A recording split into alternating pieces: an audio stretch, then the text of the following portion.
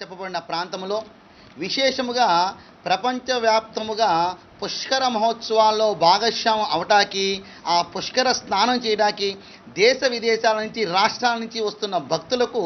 విజయవాడ మహానగరం పట్టణమునందు పుష్కర కార్యక్రమాన్ని అత్యంత వైభవంగా ప్రభుత్వం వారు చేస్తూనే అభివృద్ధి పేరుతో సనాతనమైన దేవాలయాలని, పురాతనమైన దేవాలయాల్ని, వందల సంవత్సరాల పేరున్న దేవాలయాల్ని ప్రతినిత్యము వందల సంఖ్యలో దేవుని దర్శించే స్థానం ఉన్న దేవాలయాలని ఎటువంటి అనుమతి లేకుండా, ఎటువంటి పత్రము లేకుండా, ఎటువంటి ఇంటిమేషన్ లేకుండా అర్ధరాత్రి పూట ఐఏఎస్ ఐపీఎస్ లాంటి స్థాయి వ్యక్తులు ఉన్న పరివారంతో కొంతమంది ఇతర వ్యక్తులను కూడా జొప్పించి వారికి మద్యాన్ని సేవింపజేసి ఆ ఆలయాన్ని ప్రొక్కేళ్ళ ద్వారా ఎటువంటి ఆగమ శాస్త్ర విధి విధానాలతో సంబంధం లేకుండా కూల్చివేయటం అనేది హిందువుల మనోభావాలను దెబ్బతీయటమే కాదు, ఇది హిందూ ధర్మానికి పూర్తి విరుద్ధంగా మేము భావిస్తున్నాం. ఇన్ని వందల కోట్ల రూపాయలు ఖర్చు పెట్టి పుష్కర కార్యక్రమానికి సన్నద్ధం అవుతున్న ఈ తరుణంలో హిందువుల మనోభావాలు దెబ్బతింటూ ఈ దేవాలయం తీసివేయడం ద్వారా మరి ఏ చర్చిని ముట్టుకోకుండా, ఏ మసీని దర్గా జోలికి వెళ్లకుండా అది పురాతనమైన దేవాలయం మీద కన్ను వేయటం అనేది ఇది మా యొక్క సోదర భావనంతో ఉన్న ఈ మత సామరస్యంతో ఉన్న ఈ వ్యవస్థలో మరి ఏ విధమైన ఆలోచన ఇక్కడ ప్రజాప్రతినిధులు కల్పిస్తున్నారో మరి మనందరం ఆలోచించుకోవాల్సిన ఆవశ్యకత ఏర్పడుతుంది. 1903వ సంవత్సరం అంటే ప్రకాశం బ్యారేజీ అనేది నిర్మాణం కాకముందే మనకి ఉత్తర భారత నుంచి ఒక మఠం వారు అక్కడ ఆంజనేయ స్వామి గుడి కట్టి ఉంటే దాన్ని తొలగించడము,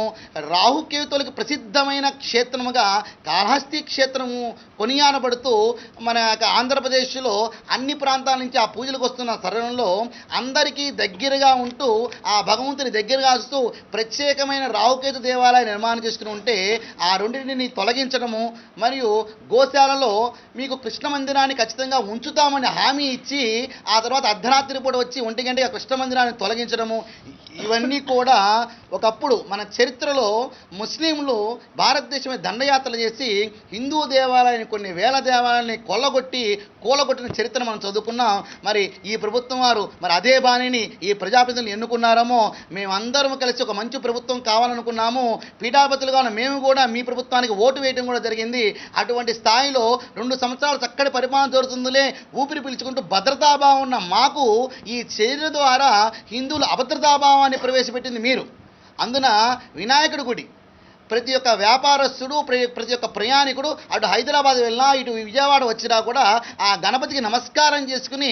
ఆయనకి గుంజలు తీసి వెళ్ళే ఆ గణపతి దేవాలయాన్ని అసలు విజయవాడకి విజయవాటిక విజయేశ్వరపురంగా భావించబడి ఈ యొక్క ఆ పేరు రావడానికి కారణమైన ఆ విజయేశ్వర స్వామి వారి ద్వాపరయుగం కాలం నాటి ఆ అర్జునుడు స్వామి వారి ద్వారా ప్రతిష్ఠమైన విజయేశ్వర స్వామి దేవాలయం తెలియాలంటే అది ఎంత బాధాకరమో, మా మనోభావాలు ఎంతగా దెబ్బతింటున్నాయో ప్రభుత్వం వారందరూ ప్రజాప్రతినిధులు గుర్తించవలసిన అవసరం ఉంది. మరి మీరు అభివృద్ధి పేరిట ఈ కార్యక్రమాన్ని చేస్తున్నాం అంటున్నారు. మరి మాన్యశ్రీ నరేంద్ర మోడీ గారు కూడా గుజరాత్లో సుమారుగా 3000 దేవాలయం తీసివేశారు. కానీ ఆ దేవస్థాన కమిటీ మెంబర్స్ని, ఆ ట్రస్ట్ బోర్డు మెంబర్స్ని మరియు పండితుల్ని కూర్చోబెట్టి మీ దేవాలయం తీసివేస్తున్నాం కావున మీకు పలానా స్థలాన్ని కేటాయిస్తున్నాము, అలాగే మీ దేవాలయ నిర్మాణానికి ఇంత ధనాన్ని ఇస్తున్నాము, ఆగమ శాస్త్రం ద్వారా ఆ విగ్రహాన్ని కదిలించవలసిన అవసరం ఉన్నది కాబట్టి ఆ పూజా ఖర్చుల నిమిత్తం ఇంత ధనం ఇస్తున్నామని చెప్పేసి వారందరికీ కేటాయించడము, అందరి మనసులను దోచుకుని అన్ని వేల ఆలయాల్ని ఆయన తీసివేస్తే ఎవరితో సంబంధం లేకుండా, ఏ మఠపీఠ ఆశ్రమాలతో సంప్రదించకుండా విజయవాడ పట్టణంలో అనేకమైన ధార్మిక సంస్థలు, ధర్మ సంస్థలు, దేవాలయ సంస్థలు ఉంటే ఆ నాయకులతో ఎవరితో కూడా సంప్రదించకుండా మీ ఇష్టారాజ్యంగా ఈ విధంగా చేయడం చాలా బాధాకరంగా మేము భావిస్తున్నాము. ఈ విధానాన్ని ఇదే విధంగా మీరు ముందుకు తీసుకెళ్తే కనుక జరిగితే కనుక రేపు సహాయ నిరాకరణ ఉద్యమం అనే పిలుపుతో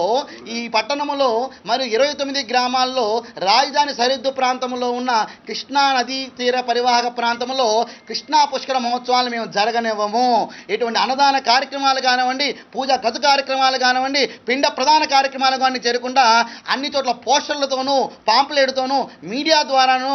మరియు ట్విట్టర్ ద్వారా, ఫేస్బుక్ ద్వారా మేము ప్రపంచ వ్యాప్తముగా మీరు చేసిన ఈ దుర్మార్గమైన పనిని మేము ఖండిస్తున్నాం.